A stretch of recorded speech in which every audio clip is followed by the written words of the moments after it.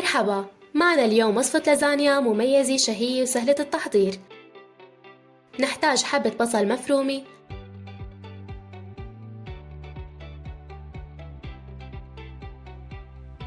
حبة جزر مفرومة،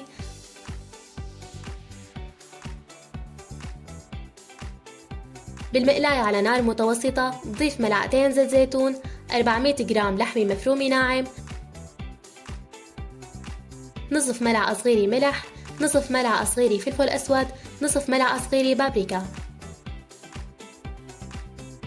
بعد ما تستوي اللحمة بضيف البصل والجزر،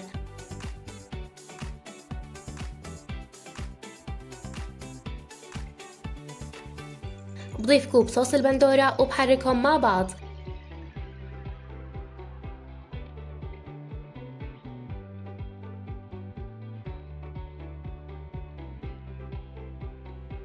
منضيف شرائح اللازانيا واللبنة الكريمية على الوش.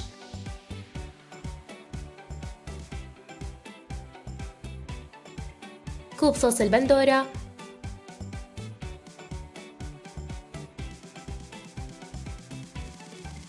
كوب جبنة أشقوان،